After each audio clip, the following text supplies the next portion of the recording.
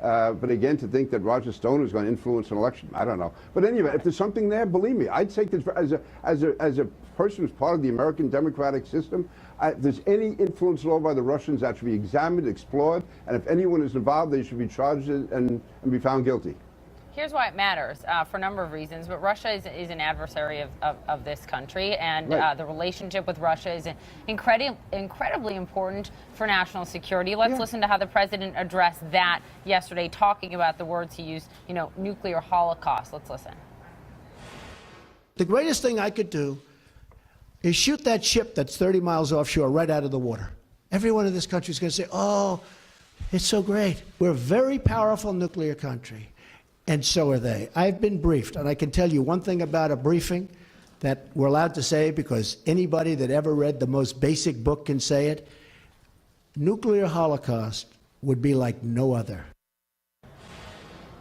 To quote part of that, the greatest thing I could do is shoot that ship that's 30 miles off the shore right now. What do you make of the tone and the words that he chose to address such a serious issue?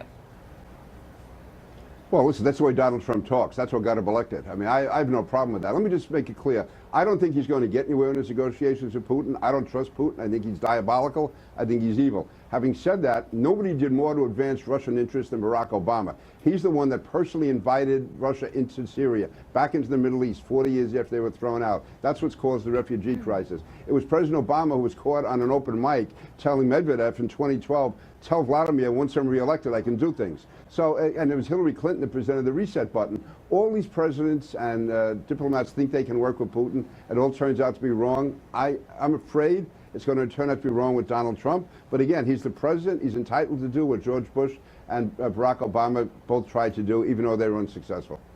Congressman Peter King, have a good weekend. Thank you for coming on the program. Thank you, Papa. You too. Thanks, John. Right, appreciate it. Thank you. Coming up for us, you heard it again and again, President Trump going to build a big, beautiful wall, his words, on the border with Mexico.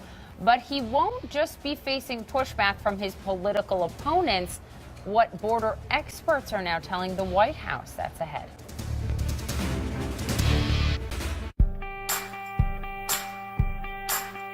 With an unlimited